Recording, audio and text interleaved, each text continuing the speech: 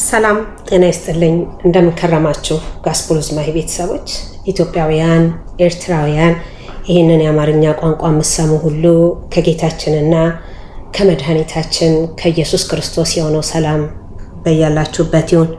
ዛሬ ለተቀዳሚን አጠር ባለ ቪዲዮ ተመልሻለሁ። አዲሶች እንኳን ደህና መጣችሁ፣ ነባሮች እንኳን ሰላም ተመለሳችሁ። ዛሬ የምናየው ትንቢተ ኢሳይያስ ምዕራፍ 53 ነው። መጀመሪያ እናዳምጥና እንደተለመደው አጠር ያለ ገለጻ የገባኝን ያህል በመንፈስ ቅዱስ ኃይል አስረዳለሁኝ። አብራችን ቆዩ፣ አብረን እናዳምጥ። የእግዚአብሔር ቃል የሚሰራ ነው፣ ከተጠቀምንበት የሚለውን ሁሉ የሚያደርግ። ምክንያቱም ቃሌ ወደ እናንተ መጥቶ በባዶ ወደ እኔ አይመለስም ይላል ሳያፈራ። ስለዚህ ቃሉ መጥቶ በእኛ ላይ ካደረ የሚሰራ ነገር ነው ማለት ነው። ስለዚህ ትንቢተ ኢሳይያስ ኢየሱስ ክርስቶስ ከመወለዱ በፊት ከ700 ዓመት በፊት የተነገረ ትንቢት ነው። ኢየሱስ ክርስቶስ ከተወለደ በኋላ የሚሆነውን ማለት ነው። ትንቢት እንደዚህ ነው፣ ለወደፊት ሊመጣ ያለውን ቁጭ አድርጎ በደንብ የሚናገር ማለት ነው። እስኪ እናዳምጠው። ትንቢተ ኢሳይያስ ምዕራፍ 53 ምን ይለናል? ዛሬ አብረን እናዳምጥ። አብራችሁን ቆዩ። ትንቢተ ኢሳይያስ ምዕራፍ 53 የሰማነውን ነገር ማን አምኗል? የእግዚአብሔርስ ክንድ ለማን ተገልጧል? በፊቱ እንደ ቡቃያ ከደረቅ መሬት እንደ ሥር አድጓል። መልክና ውበት የለውም፣ ባየነውም ጊዜ እንወደው ዘንድ ደምግባት የለውም። የተናቀ ከሰውም የተጠላ የሕማም ሰው ደዌንም የሚያውቅ ነው። ሰውም ፊቱን እንደሚሰውርበት የተናቀ ነው፣ እኛም አላከበርነውም። በእውነት ደዌያችንን ተቀበለ፣ ሕማማችንንም ተሸክሟል። እኛ ግን እንደተመታ በእግዚአብሔርም እንደተቀሰፈ እንደተቸገረም ቆጠርነው። እርሱ ግን ስለ መተላለፋችን ቆሰለ፣ ስለ በደላችንም ደቀቀ። የደህንነታችንም ተግሣጽ በእርሱ ላይ ነበር፣ በእርሱም ቁስል እኛ ተፈወስን። እኛ ሁላችን እንደ በጎች ተቅበዝብዘን ጠፋን፣ ከእኛ እያንዳንዱ ወደ ገዛ መንገዱ አዘነበለ። እግዚአብሔርም የሁላችንን በደል በእርሱ ላይ አኖረ። ተጨነቀ ተሰቃየም፣ አፉንም አልከፈተም። ለመታረድ እንደሚነዳ ጠቦት በሸላቶቹም ፊት ዝም እንደሚል በግ እንዲሁ አፉን አልከፈተም። በማስጨነቅና በፍርድ ተወሰደ። ስለ ሕዝቤ ኃጢአት ተመትቶ ከሕያዋን ምድር እንደተወገደ ከትውልዱ ማን አስተዋለ? ከክፉዎችም ጋር መቃብሩን አደረጉ፣ ከባለጠጎችም ጋር በሞቱ ሆኖም ግፍን አላደረገም ነበር፣ በአፉም ተንኮል አልተገኘበትም ነበር። እግዚአብሔርም በደዌ ያደቀው ዘንድ ፈቀደ። ነፍሱን ስለ ኃጢአት መስዋዕት ካደረገ በኋላ ዘሩን ያያል፣ ዕድሜውም ይረዝማል። የእግዚአብሔርን ፈቃድ በእጁ ይከናወናል። ከነፍሱ ድካም ብርሃን ያያል፣ ደስም ይለዋል። ጻድቅ ባሪያዬም በእውቀቱ ብዙ ሰዎችን ያጸድቃል፣ ኃጢአታቸውንም ይሸከማል። ስለዚህም እርሱ ብዙዎችን ይወርሳል፣ ከኃያላንም ጋር ምርኮን ይከፋፈላል። ነፍሱን ለሞት አሳልፎ ሰጥቷልና ከአመፀኞችም ጋር ተቆጥሯልና። እርሱ ግን የብዙ ሰዎችን ኃጢአት ተሸከመ፣ ስለ አመፀኞችም ማለደ። አሜን። ለቃሉ የእግዚአብሔር ስም የተመሰገነ ይሁን። 2 ደቂቃ ከ11 ሰከንድ ነው፣ በጣም አጭር ነው። ነገር ግን የህይወታችንን መሰረት የመዳናችንን ምስጢር የያዘ ቦታ ነው።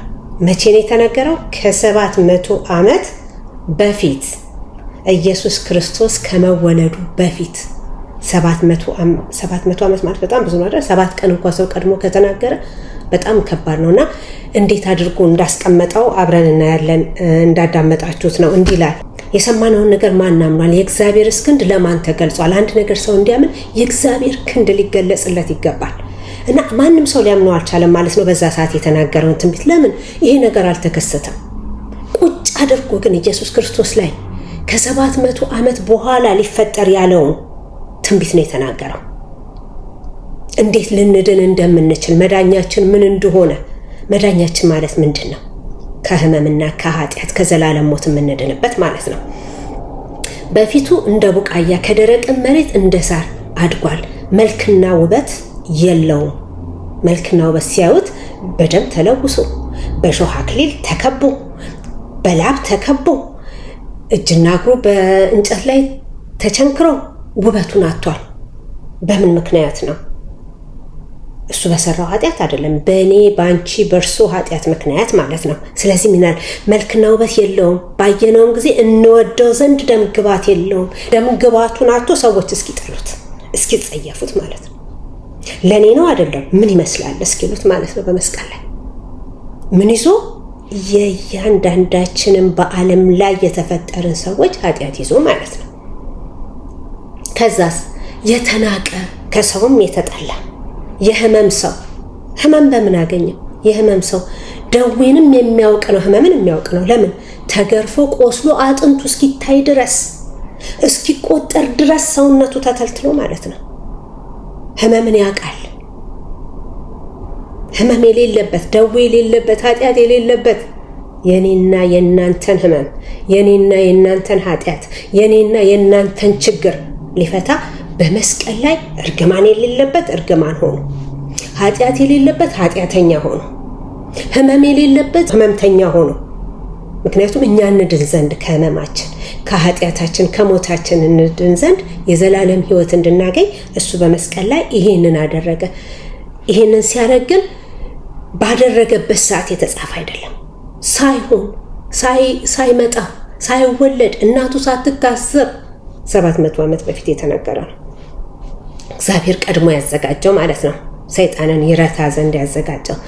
ደዌን ያውቃል፣ ህመምን ያውቃል። ለምን? ታሞ አይቶታል፣ በመስቀል ላይ ተወግቶ አይቶታል፣ ደምቶ አይቶታል፣ ተቸንክሮ አይቶታል፣ ተገርፎ አይቶታል፣ አጥንቱ እስኪታይ ቆስሎ አይቶታል። ስለዚህ ደዌን ያውቃል።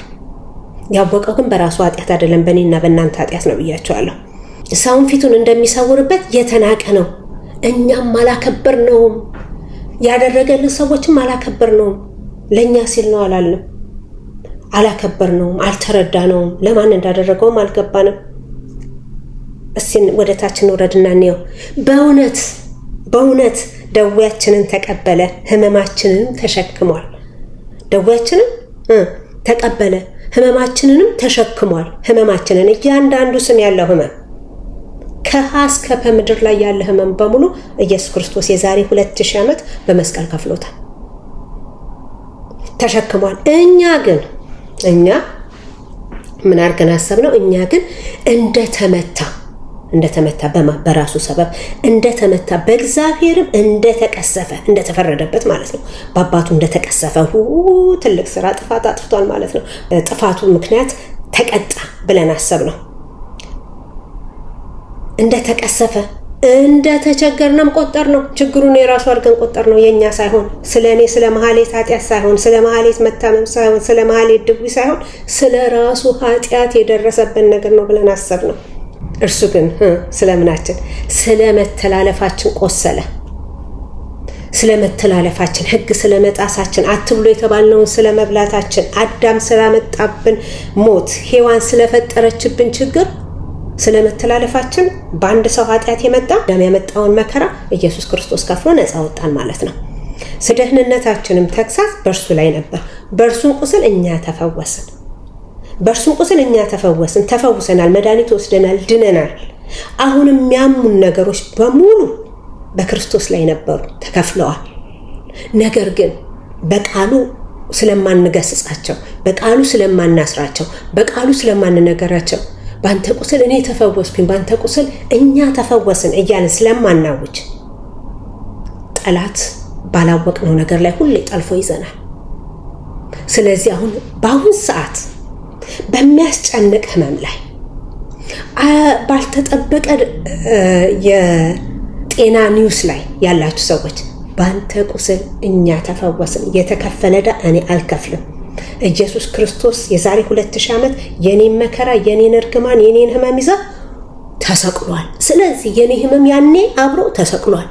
ስለዚህ በእኔ ላይ አንዳች የለህም ሰይጣን፣ አንዳች የለህም፣ የተከፈለ ዕዳ ድጋሚ አትበላም ልንለው ይገባል። ስለዚህ በእርሱ ቁስል እኛ ተፈወስን። ልንፈወስ ነው አይደለም፣ ተፈወስን፣ ድነናል ማለት ነው። በእሱ ቁስል የተደረገ ነገር ነው የምናወራው፣ ያልተደረገ አይደለም፣ የሚደረግ አይደለም፣ ድንገት የሚሆን አይደለም። የሆነ ባንተ ቁስል እኛ ተፈወስን። እሺ እኛ ሁላችን እንደ በጎች ታውቃላችሁ፣ ሲወጡ እንደሚሉ ሳር ሊበሉ ነው ሲሉ ወደዛ እንደሚሯሯጡ እኛ ሁላችን እንደ በጎች ተቅበዝብዘን ጠፋን ማለት ምንድን ነው? አንድ ነገር ጠፋ ሲባል ምንድነው? ጠፋ የማይገኝ ነገር ማለት ነው። ጠፋን። ስለጠፋን አንድ መፈለጊያ ነገር ያስፈልገናል። በሆነ ምክንያት መገኘት አለብን። እግዚአብሔር እሺ ጥፉ ምንም አይደለም ብሎ ዝም አይልም። በአዳም ምክንያት ጠፋን። በሆነ ቦታ ላይ መገኘት አለብን። ስለዚህ ያንን መገኘት ሊያደርግ ዓለሙን ሁሉ ስለወደደ አንድ ልጁን ላከ አይደል የሚለው? አንድያ ልጁን ላከ። ከዛ ሁላችንም እንደ በጎች ተቅበዝብዘን ጠፋን። ከኛም እያንዳንዱ ወደ ገዛ መንገዱ አዘነበለ። ወደሚመቸን ነገር፣ አእምሯችንን ወደሚያስደስተው ነገር በየፊናችን ለእንጀራም ለኑሮም ለምንም በቃ መሯሯጥ እንጂ ስለ ዘላለማዊ ህይወት ወይንም ስለምንድንበት ነገር ወይንም ከአዳም በደል ስለምናመልጥበት ነገር አንዳችን ማሰብ ስለሌለ እግዚአብሔር አንድ ነገርን አደረገ። እግዚአብሔርም ይሄን አየና የሁላችንንም የዓለሙን በደል ሁሉ በእርሱ ላይ አኖረ፣ በልጁ ላይ አኖረ።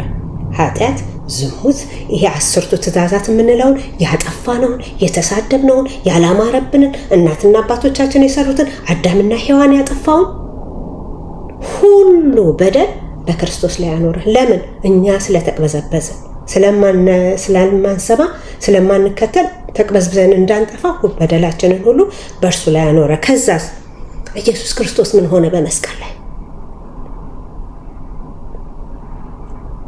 ተጨነቀ፣ ተሰቃየ። አፉንም አልከፈተም፣ አይገባኝምም አላለም። ይሄ እኔ ስራ ነውም አላለም። አፉንም አልከፈተም። ለመታረድ እንደሚነዳ ጠቦት በሸላቾቹ ፊት ዝም እንደሚል በግ አቅም እንደሌለው ማለት ነው። አንዳች አልተናገረም። ይሄ በደል የኔ አይደለም አላለም። ከፍሎ እኛን መግዛት ስላለበት ማለት ነው። በማስጨነቅ በፍርድ ተወሰደ፣ ሞተ ማለት ነው። በፍርድ ተወሰደ። ስለ ሕዝቤ ኃጢአት ይላል እግዚአብሔር። ስለ ሁሉም ሰው ኃጢአት፣ ስለ ሕዝቤ ኃጢአት ተመቶ ከሕያው ምድር እንደተወገደ ከትውልዱ ማን አስተዋለ? አንድ አስተዋይ አልነበረም። ማስተዋል ያቃተው ሕዝብ ነበረ። በእኔ መከራ ከዓለም ተወገደ ብሎ የሚያስብ የሌለበት ማለት ነው። ማን ይሄንን አስተዋለ? ማንም አላስተዋለም። ከክፉዎችም ጋር ከሁለት ሌቦች ጋር ነው የተሰቀለው። ከክፉዎችም ጋር መቃብሩን አደረጉት፣ እንደ ሌባ ማለት ነው አደረጉት። ከባለ ጠጎችም ጋር በሞቱ፣ ሆኖም ግን ግፍን አላደረገም ነበር። እንደው እንደዚህ አይነት ጻድቅ ይገኛል? ግፍን ሳያደርግ ለዚህ ሁሉ ህዝብ አንድ መስዋዕት ሆኖ ዓለምን የሚያድን ምንም አልበደለም፣ ምንም አላጠፋም፣ እዚህ ላይ የሚያደርስ ማለት ነው። ነገር ግን የኔና የእናንተ ኃጢአት የሚከፈልበት ምንም ሌላ መፍትሄ ስለሌለ እግዚአብሔር አባት ያገኘው ትልቅ መፍትሄ ይሄ ነው ማለት ነው። ይሄንን ስናውቅና በቃሉ እግዚአብሔርን ስንለምነው እነዚህ እያንዳንድ ቃላቶች በደንብ አድርገው በህመም፣ በኃጢአት፣ በተለያየ ነገር የሚሰሩ እውነተኛ ቃሎች ናቸው። ቃሌ አያልፍ፣ ሰማይና ምድር ያልፋል ቃሌ ግን አያልፍም ነው አይደል ያለው? እነዚህ የማያልፉ ቃሎች ናቸው። ስለዚህ ዛሬም የሚሰሩ እግዚአብሔር አዲስ ነገር አይነግረንም። ዛሬ አዲስ ነገር አምጥቶ እንዲህ ነው አይልም። በዚህ መጠቀም ግን እንችላለን። ምክንያቱም የእግዚአብሔር ቃል ስለማይለወጥ ስለሚሰራ፣ ኃጢአታችንን እንደተቀበለልን፣ ሞታችንን እንደሞተልን፣ እኛ መታመምም መሞትም ሁሉም ነገር ስለተከፈለልን፣ አንድ ሆቴል ገብተን አሁን ሂሳብ የሆነ ሰው አግኝቶ ቢከፍልልን ደግመን አንከፍልም፣ አይቀበሉም። እዛ ጋር ያለው ሰው ከፍሎላቸዋል ነው የሚሉት። ትዝ ይለኛል ከትምህርት ቤት ፎርፈን ቀርተን ማለት ነው ከጓደኞቼ ጋር ምግብ ቤት ሄደን ኢትዮጵያ። እዛ ምግብ ቤት ሄደን አሳጉላሽ እና አሳኮተለት በጣም የሚታወቅበት ፒያሳ ያለ ቤት ነው። ቁጭ ብለን በላን፣ ጠጣን፣ ተደሰትን። የትምህርት ቤት ሰዓት ነው። ሁላችንም ከትምህርት ቤት ቀርተን ማለት ነው። ከዛ ሂሳብ መምጫው ሲደርስ እንሮጣለን፣ እንሯሯጣለን፣ እንጮሃለን፣ እንላፋለን። ሆቴል ውስጥ የማይሆን ነገር እናደርጋለን። እዛ ሬስቶራንት ውስጥ ቁጭ ብለን ማለት ነው። ከዛ ሂሳባችሁ ተከፍሏል ተባለን። ሂሳብ ስንል ሂሳባችሁ ተከፍሏል። ሂሳቡን ማን ከፈለው? በጣም ብዙ ነው። ተሰብስበን የበላ ነው። ውድ ቤት ነው። ማን ከፈለው ስንል እዛ ጋር ያሉት ሰውዬ ከፈሉላችሁ ሲባል እኛን ሰውዬ ሳያቸው አባቴ ናቸው። ከትምህርት ቤት ፎርፌ ከመፎረፌም ትልቅ ሬስቶራንት ውስጥ ቁጭ ብዬ የትምህርት ቤት ሳለ እየበላሁ እየጮኩ እየተንጫጫሁ አባቴ መሆኑ ሳይ ብዬ ልጮህ ስል ጸጥ ብለሽ ወደ ቤትሽ ተባልኩኝ ማለት ነው። ምን ያገናኘዋል ይሄን ነገር ብትሉኝ ጓደኞቼ እጅግ ተደሰቱ በጣም። ምክንያቱም ሂሳባችን ሙሉ በሙሉ ተከፍሎልናል። እነሱ ከዛ በኋላ ተጠያቂ አይደሉም። እኔ ግን ያለብኝን አበሳን እኔ ነኝ የማውቀው። ስገባ አንደኛ በትምህርት ቤት ሳፎርፌ ነው፣ ሁለተኛ የማይጠበቅ ቦታ ነው የተገኘው፣ ሶስተኛ ብዙ ጥፋት ነው ያለው ከትምህርት ጋር ከምናምን ከዱርዬነት ጋር ከብዙ ነገር ጋር ሲታይ ማለት ነው። ዛሬ ትንሽ ሲያትል ይሞቃል። ከዛ አባቴ ከፈለልኝ። ሁል ቀን ያንን ሳስበው እነዛ ልጆች ያ ነገር ስለተከፈለላቸው በጣም ተደስተው ወደ ቤታቸው ሄዱ። እኔ መገረፍ ደርሶብኛል፣ ብዙ አይነት ነገር ደርሶብኛል ቤት ስገባ ማለት ነው። እና ከፍሎ ክፈሉኝ የማይል በነፃ ያዳነን አምላክ ማለት ነው። የነዛ ልጆች ደስታ ሳይሆን እኔ ግን ማታ ተገረፍኩ። አሁን እሱ ከፍሎልን እኛ የምንገረፍ ቢሆን ኖሮ ምን ዋጋ አለው? ምንም ዋጋ የለውም። እሱ ከፍሎልን እኛ ነፃ ነን። እኛ የሚፈለግብን በትክክል በቃሉ ማመን ነው ማለት ነው። እና ያ ትዝ ይለኛል ይሄንን ሳስበው። ልጆቹ እንደ ጦጣ እንደፈነጠዙ ሲገቡ እኔ የወረደብኝ ሐሳብ ቤቴ እስክገባ እና ደግሞ የደረሰብኝ ነገር ይሄ ነው የሚባል አይደለም። እና ሰው የሚከፍለው ነገር እንደዚህ ነው። አምላካችን የሚከፍለው ነገር ግን መልሰን ማንከፍለው ማንገረፍበት ነው ማለት ነው። እና አንድ ይሄንን ያስታውሰኛል። እግዚአብሔር በደዌ ያደቀው ዘንድ ፈቀደ። በእግዚአብሔር ፈቃድ ዓለሙን ሁሉ ሊያድን ፈቀደ።